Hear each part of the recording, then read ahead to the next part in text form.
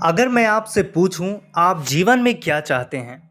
ज़्यादातर लोग कहेंगे अच्छी नौकरी, बड़ा घर, आर्थिक सुरक्षा।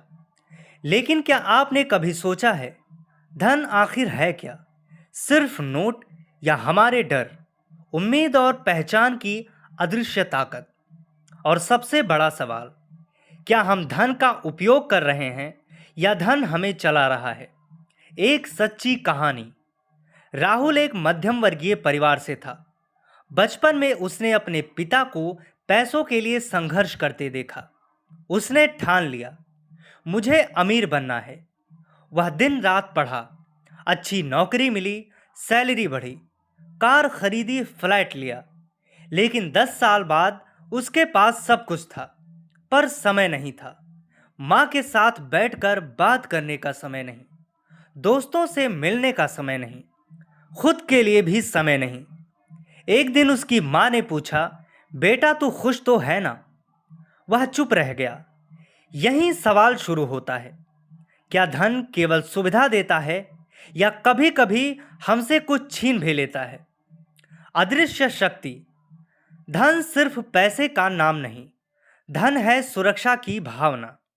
जब हमारे पास पैसा होता है तो हमें भविष्य का डर कम लगता है। इसलिए हिंदू दर्शन में अर्थ को जीवन का एक महत्वपूर्ण लक्ष्य माना गया। भगवत गीता और धर्मशास्त्रों में बताया गया है कि धर्म के साथ कमाया गया अर्थ जीवन को स्थिर करता है।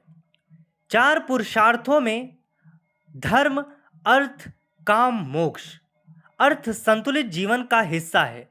मतलब धन बुरा नहीं है, लेकिन धन का स्थान क्या है, यही असली प्रश्न है। तर्क और तथ्य। आज दुनिया की अर्थव्यवस्था तेजी से बढ़ रही है। लोग पहले से ज्यादा कमा रहे हैं, फिर भी तनाव क्यों बढ़ रहा है? शोध बताते हैं एक सीमा तक धन जीवन की गुणवत्ता सुधारता है, लेकिन उसके बाद खुशी स्थिर हो जाती है। इसे मनोविज्ञान में हेडोनिक एडाप्टेशन कहा जाता है। नई कार, 3 महीने खुशी, नई सैलरी, कुछ समय उत्साह, फिर वही सामान्य जीवन। मन जल्दी अभ्यस्त हो जाता है। यही कारण है कि आय बढ़ती है पर संतोष नहीं बढ़ता।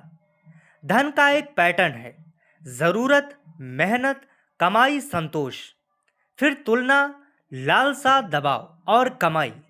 समस्या कहाँ शुरू होती है? जब जरूरत खत्म हो जाती है और तुलना शुरू हो जाती है।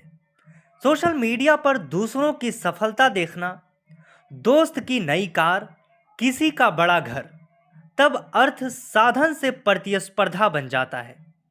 धन का असली खतरा यही है, वह धीरे धीरे पहचान बन जाता है। मैं कितना कमाता हूं, मैं कितना महत्वपूर्ण हूं।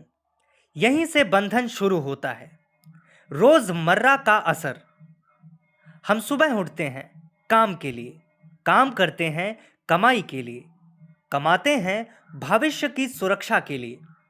यह गलत नहीं है, लेकिन जब जीवन का हर निर्णय सिर्फ पैसों के आधार पर होने लगे, कौन सा करियर, कौन सा शहर, कौन सा रिश्ता, तब अर्थ जीवन का केंद्र बन जाता है।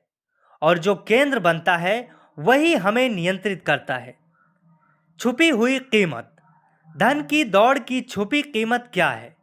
मानसिक तनाव, नींद की कमी, रिश्तों में दूरी, हमेशा और की चाह। कभी कभी व्यक्ति आर्थिक रूप से सफल होता है पर भीतर से खाली। क्यों? क्योंकि उसने साधन को उद्देश्य बना लिया। हिंदू दर्शन कहता है अर्थ जरूरी है, लेकिन धर्म के भीतर। धर्म के बिना अर्थ असंतुलन पैदा करता है। मन का खेल। हम धन क्यों चाहते हैं? 3 कारण। सुरक्षा, सम्मान, स्वतंत्रता। लेकिन मन की आदत है, जो मिल जाता है वह सामान्य लगने लगता है। फिर वह कहता है बस थोड़ा और। यही थोड़ा और कभी खत्म नहीं होता।